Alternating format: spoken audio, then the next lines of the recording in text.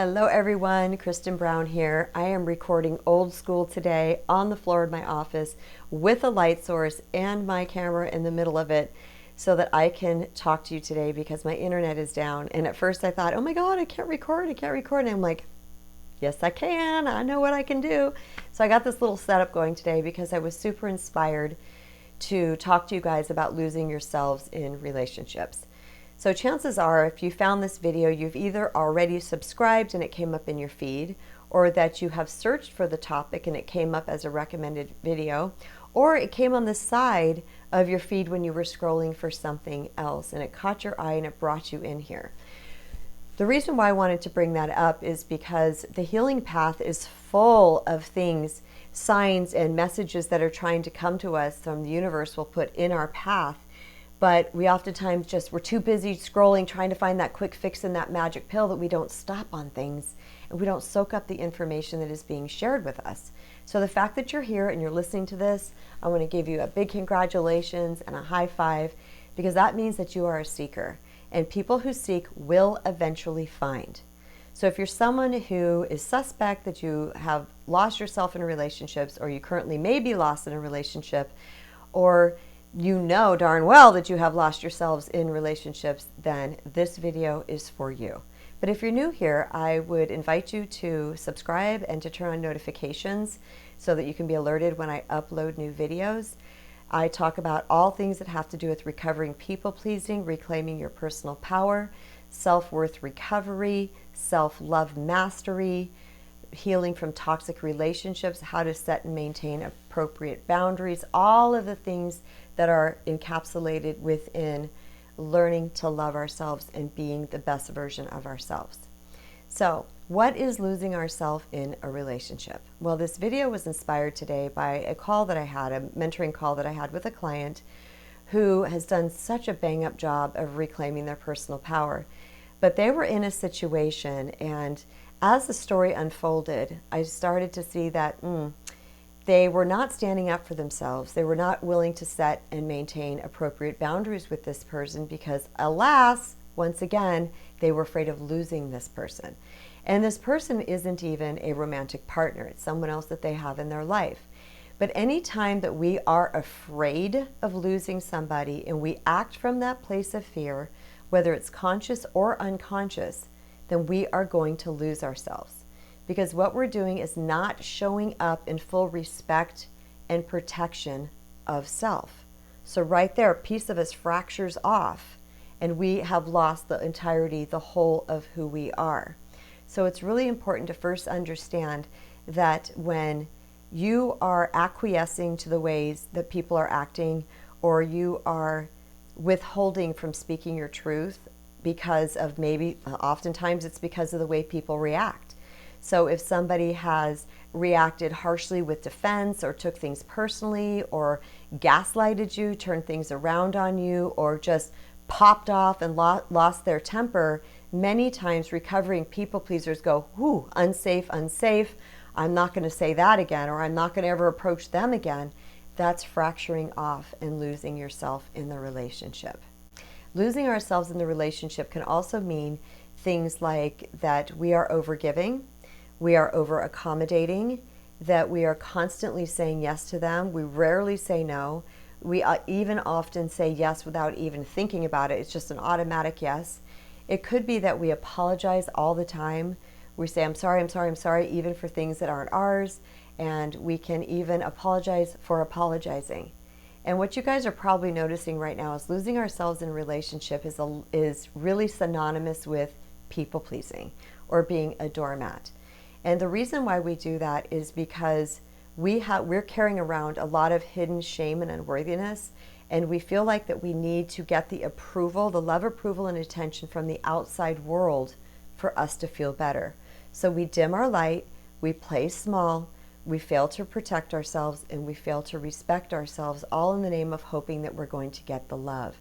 But what happens is, from that level of energy, we tend to attract people to us that want to exploit that. We make it all about them, and they want it to be all about them. So those are the times that we have tried to speak up to someone, and then they blow and they pop off, and or they're coming from some wounded place within themselves, and they make it an unsafe space for us to speak up. But here's the deal, you guys. Many times we think we've lost ourselves within the relationship, but the truth is we already were lost entering into the relationship. Now, I can own that 100%. Everything that you hear me share about on this channel is from my personal experience of living through these things and healing through these things. Because experiences healed becomes our wisdom. And that is one of the main reasons why I decided to become a author and a mentor and a speaker, is because I found a way through this stuff. I found a way to heal through this and to come out the other side a more empowered, brighter, livelier, more solid, more confident individual. And being someone who cares so deeply about the experiences of others, I didn't want to see anybody else suffer anymore. And I know that this journey can feel daunting and hard and long, but it's really not. All it takes is for you to dedicate yourself to reclaiming your personal power.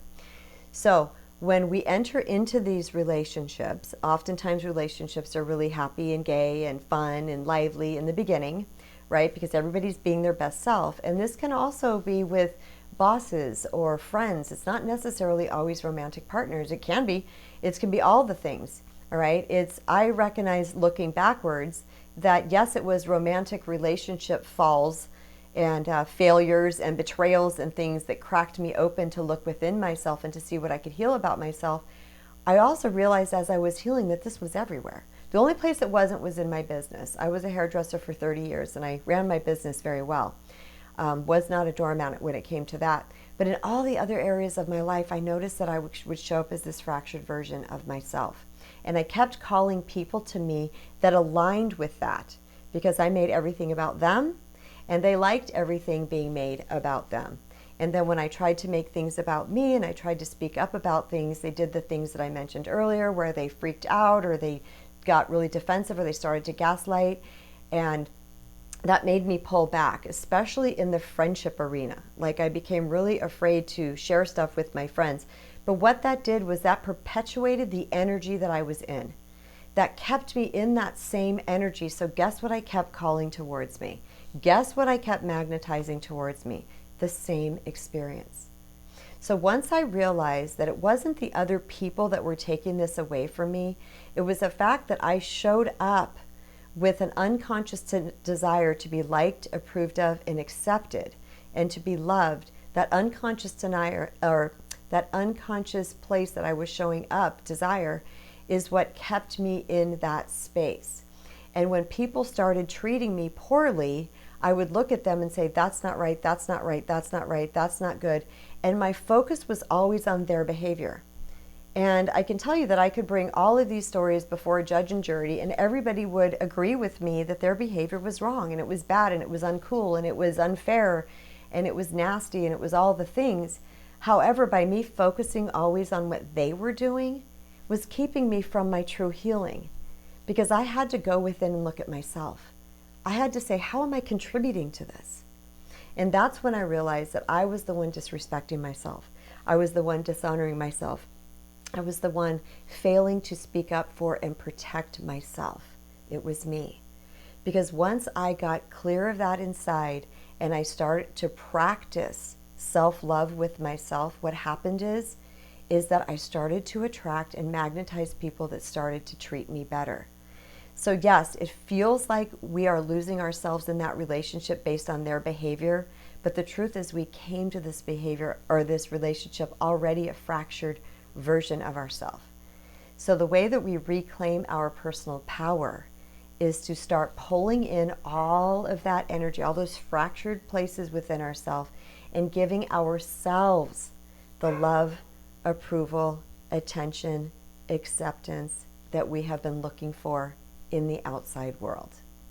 So I hope you guys got a lot from this video today. It is definitely from my heart to yours. I feel very deeply and passionately about what I share with you all because I care about people and I want you guys to have a better experience. I'm on the other side of this now, and let me tell you, every step of this journey was worth it.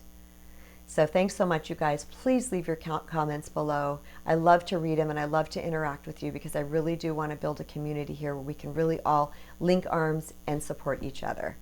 So until next time, remember that you matter and it's time to start taking care of you. Much love, everyone. Bye.